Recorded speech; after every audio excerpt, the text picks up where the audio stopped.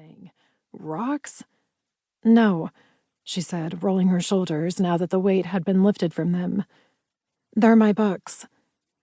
Paradise Resort offered every erotic amenity, and the woman brought books? Interesting.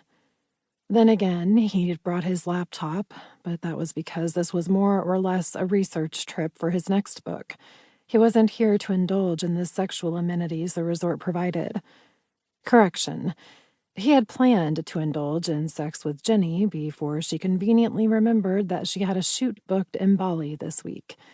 More likely she was bored having him as her boy toy du jour and had already found another stud to satisfy her. Fine with him. He was getting a bit bored with her anyway. "Come on in," he said, "and we'll get this figured out." She peered in before gingerly stepping a few inches inside the door. He stifled a laugh at her timidity. She sure didn't fit the model of what he was led to believe were the usual type of guests here. Bold, adventurous, forward. Those were the types of people he expected to see this week. This one looked like a librarian.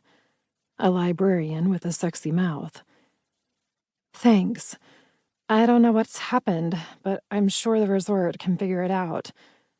She was nervous, her eyes darting every which way. "Relax. I'll call downstairs and have the manager find you another room. Take a look around if you want." She nodded and headed toward the balcony overlooking the water. The ocean breeze whipped at her hair, blonde tresses flying every which way. Holy shit. She had some body hidden under those clothes. He almost dropped the phone when the wind pressed her blouse against generous, full breasts. Straining nipples appeared ready to poke through the silky blouse. Hips made for a man's hands swelled against her pants. Fuck. It had been too damn long since he'd been with a woman. Damn Jenny and her globe-trotting trips. Ah, hell. It was over between them anyway. The sex had been fun, but the girl was the biggest airhead, and once he got out of bed, it would be nice to have an intelligent conversation with a woman. He'd yet to find one who could satisfy both his sexual and intellectual appetites. That hadn't happened since he'd been with Mary. He thought he'd found everything with her. What he'd ended up with was a one-way ticket to misery and divorce. Never again. Women were for fucking and fun, not forever. The woman on his balcony had double D's written all over her, and not just her breasts. She was desirable, which made her dangerous to him. He quickly dialed the manager, hoping to get double D out of his suite as quickly as possible. Serena Graham stared at the man on the phone, her heart racing. She'd almost dropped her bundles when he'd opened the door. First, he'd scared her to death because she hadn't expected anyone to be in her room. And second, he was an Adonis. Dark hair fell in unruly waves against the back of his neck like that movie star she drooled over all the time. He even had the same intense blue eyes. The kind that pierce right through you as if they can see inside your thoughts. Hopefully, this man didn't have a mind connection to her. She'd die if he knew how she admired him.